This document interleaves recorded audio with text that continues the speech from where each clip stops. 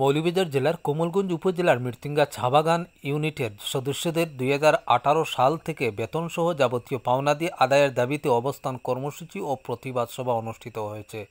সোমবার 6 মে সকাল 10টায় বৈরী আবহাওয়া উপেক্ষা করে বাংলাদেশ টি এস্টেট স্টাফ অ্যাসোসিয়েশনের আয়োজনে 2 ঘণ্টা কাজ বন্ধ রেখে এ কর্মসূচি পালন করা হয়।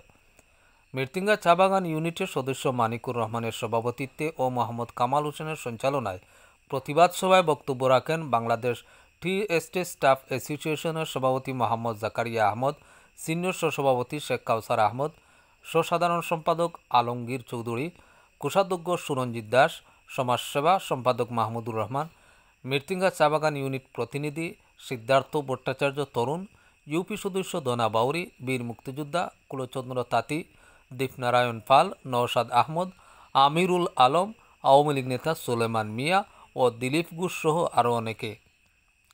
সভায় বক্তারা বলেন, দেউন্দি টি কোম্পানির মৃত্যুঞ্জা চা বাগান ইউনিটের সদস্যরা 2018 সাল থেকে বেতন এবং অন্যান্য সুবিধা পাচ্ছেন না।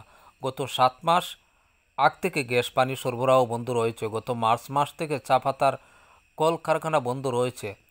এমতো অবস্থা চা শ্রমিকরা চা উত্তোলন করে কাঁচা পাতা 28 টাকা দরে অন্যত্র বিক্রি করে দেওয়া হচ্ছে। 2023 সালের নভেম্বর পর্যন্ত 90,82,000 টাকা স্টাফদের বকেয়া পাওনা রয়েছে।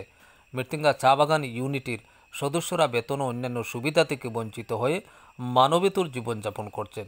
এদিকে দেওন্দি টি কোম্পানির ব্যবস্থাপনা পরিচালক এম এ ওয়াহিদ, চা বাগান কর্মচারী ইউনিয়ন ও বিভাগীয় শ্রম অধিদপ্তরের উপপরিচালক মোহাম্মদ নাহিদুল ইসলামের উপস্থিতি গত 6 মার্চ 2024 তারিখে বকেয়া পাওনাদি নিরসনে ত্রিপক্ষীয় বৈঠকে মার্চ মাস থেকে বেতনসহ অন্যান্য সুবিধা যথাসময়ে পরিশোধ করা হবে বলে সিদ্ধান্ত নেওয়া হয়, কিন্তু মালিকপক্ষ তা করেনি। এরই প্রতিবাদে সোমবার মৃত্যুঞ্জা চা বাগান ইউনিটের সদস্যরা অবস্থান কর্মসূচি ও প্রতিবাদ সভা করে। চলছে না, বাগানে স্বাভাবিক নিয়মে বাগান পরিচালনা হচ্ছে না, বাগানের যে চা গাছ পরিচর্যা করা সেভাবে করছেন না, আপনারা সার দিচ্ছেন না, আপনি এই পরিচর্যা করার যা যা প্রয়োজন সবকিছু করছেন না। এই প্রতিষ্ঠানে ধীরে ধীরে ধ্বংসের পর্যায়ে চলে যাচ্ছে। এটার জন্য আপনারা দায়ী, এটার জন্য শ্রমিক কর্মচারীরা দায়ী না। আমি একটি কথা বলবো,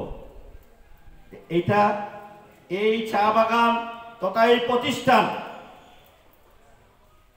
কারো সম্পত্তি না, এটা এই বাংলাদেশের জনগণের সম্পত্তি, এটা বাংলাদেশের সাধারণ মানুষের সম্পত্তি, এটা সরকারের সম্পত্তি। এই সম্পত্তি বর্তমান যিনি মালিক বাংলাদেশ সরকারের নিকট থেকে লিজ নিয়েছেন। আপনি মালিক হন নাই, আপনি লিজ নিয়েছেন সরকারের নিকট থেকে।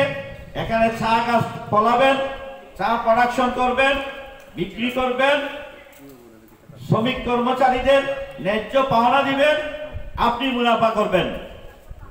এর অর্থ এটা না যে আপনি যা চাইবেন তাই হবে।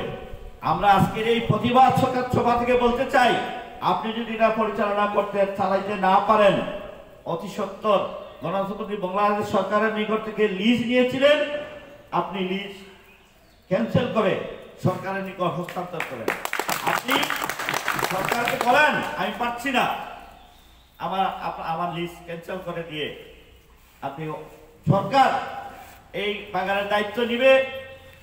গণতন্ত্রী বাংলাদেশ সরকারের মাননীয় প্রধানমন্ত্রী জননেত্রী শেখ হাসিনা বাংলাদেশকে এগিয়ে নিয়ে যাচ্ছেন। বাংলাদেশ এগিয়ে যাচ্ছে সকল ক্ষেত্রে।